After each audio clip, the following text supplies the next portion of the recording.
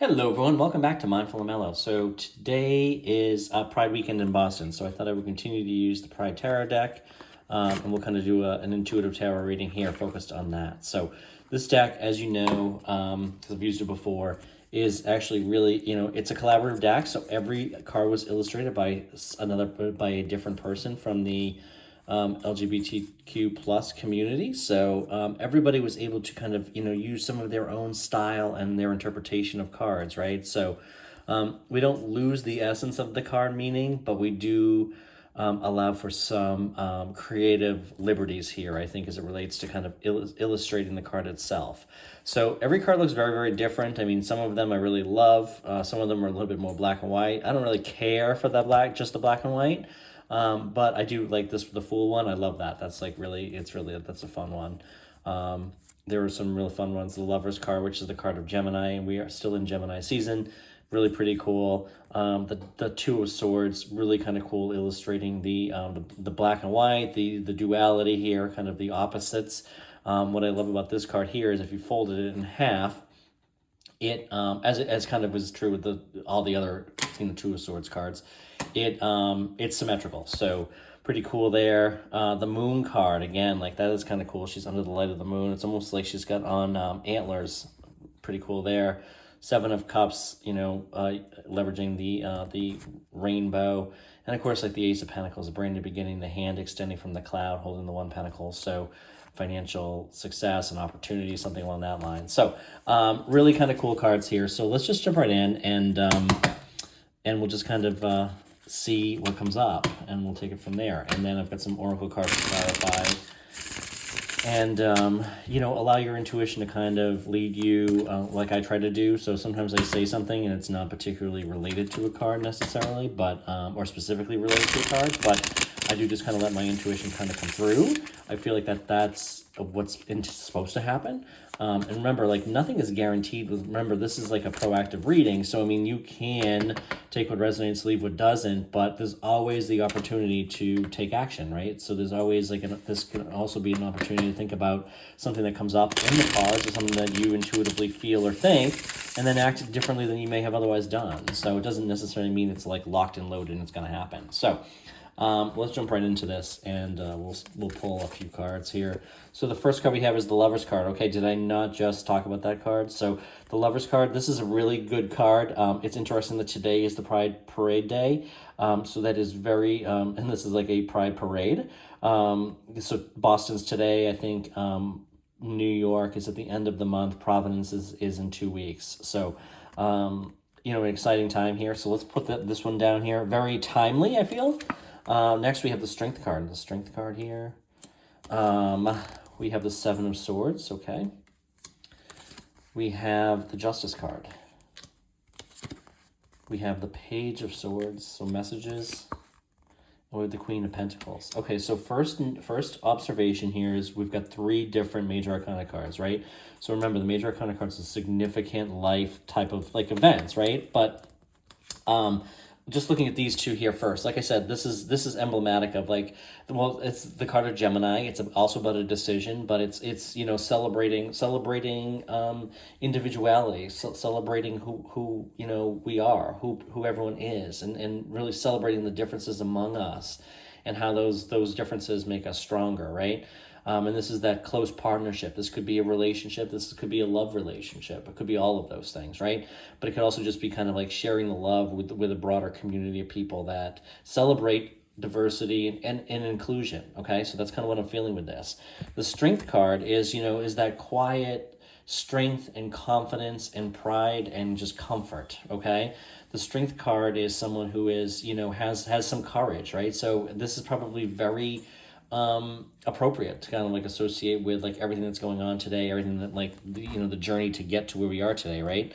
So this is certainly a great pairing. We also have the, like, if you notice up here in the upper left hand corner, we have the infinity symbol. So there is like a continuity, I think, going on here too, right?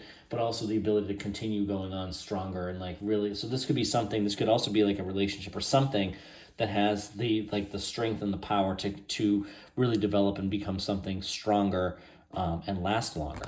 Okay. So those two cards together are really phenomenal, and they came out side by side. So that is not lost to me.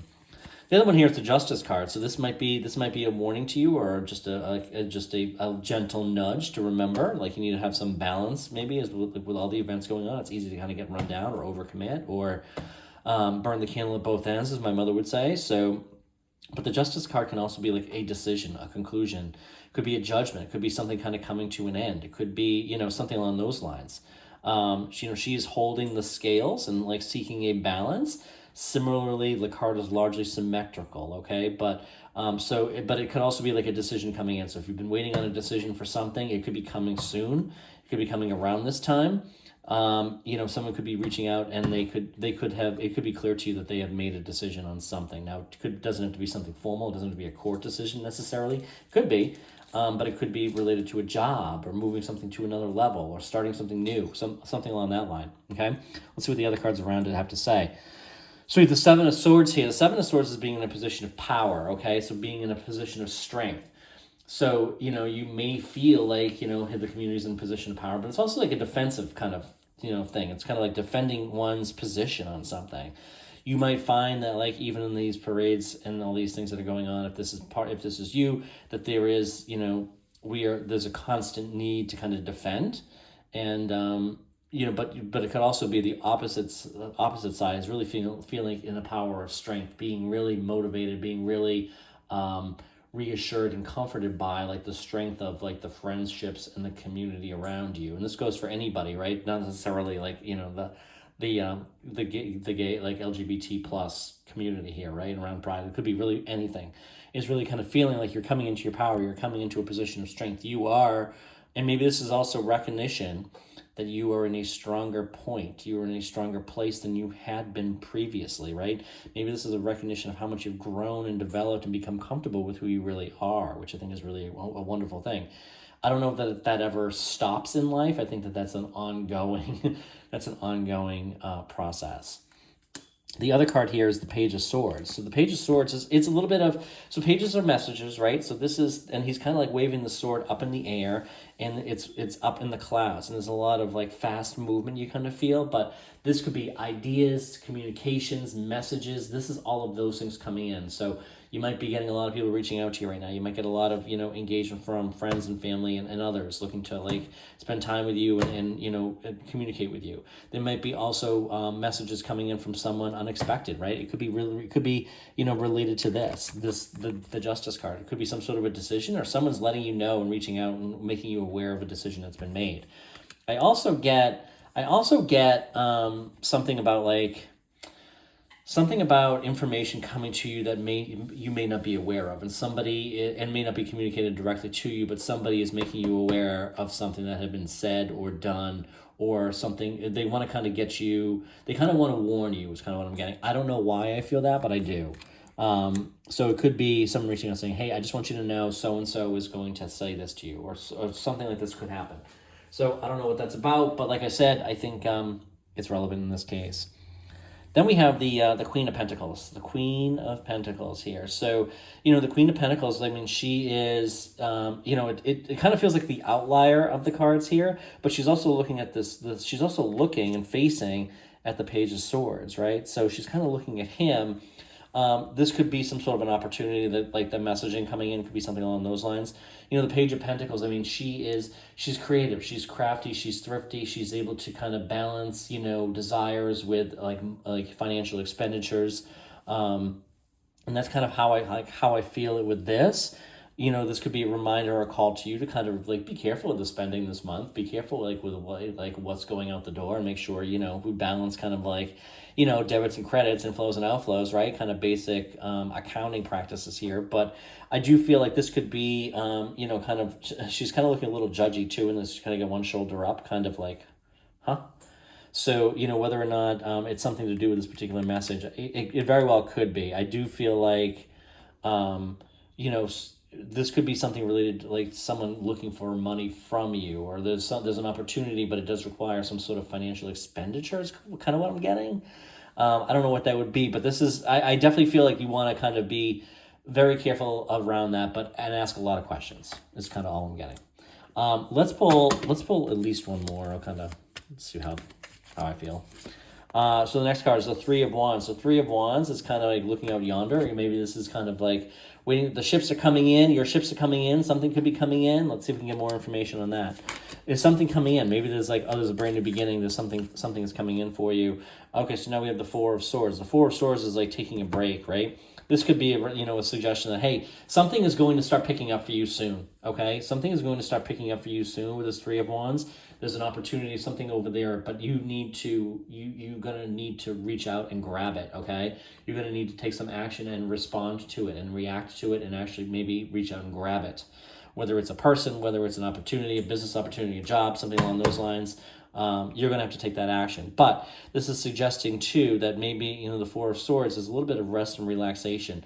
Important to maintain, like, your, make sure you're getting enough rest. Make sure that allows you to thrive and function at the highest capacity possible. So that's really important. So this is like maybe that call and reminder to do that, okay?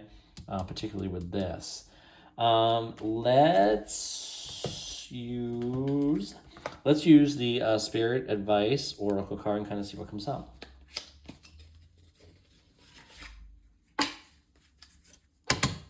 Okay. All right. So the message from Spirit, the Spiritual Advice card is release old patterns and beliefs. Release, heal, grow, and transform. Right now, I think we all know, and this is something I've been continuing to work on. I've made tremendous progress, and it has really transformed my life. But I'm still getting there.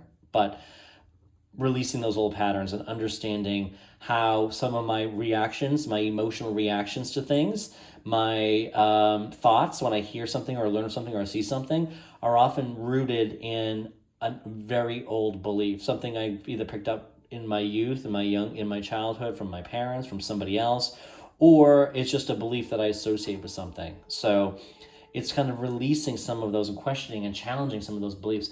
If I have a negative reaction to something now, I often ask myself, why do I feel that way? What is it that I believe? And sometimes it's like, well, I believe this about that. And so when I see that, I feel this emotion. And the reality is, I'm like, well, is that right? Is that still like what I believe? And sometimes it is. And sometimes it isn't. So I think you're kind of being called to, challenge those. We all are, right? We all are, and it's an ongoing process. It doesn't really stop, I don't think, but it continues to go on. Let's use an angel whisper card too, and kind of just see what the angels are saying. With these cards, I just basically give it a little shuffle, and then I pause where I want to pause, and I feel the call to do that with here. Okay, so the number here is 123, vision. The affirmation is, my path is mine and mine alone. When I follow my path, alignment comes naturally. I guess maybe that's a good reminder, right? Like, well, 1, 2, 3 is progression. It's progression. So maybe, if you might see the numbers 1, 2, 3. You might see 123 on a clock. You might see, a house number is 123. If you do, that is definitely like the hint from spirits and others that you're on the right path. Your path is yours alone. And then we all take different paths to get somewhere. We might arrive at the same direction or same destination, but we have different paths getting there. Or, just the path may be completely different, and that's perfectly fine. So, everyone takes a different path. So with that, I thank you for being here. Happy weekend, and we'll be back again soon.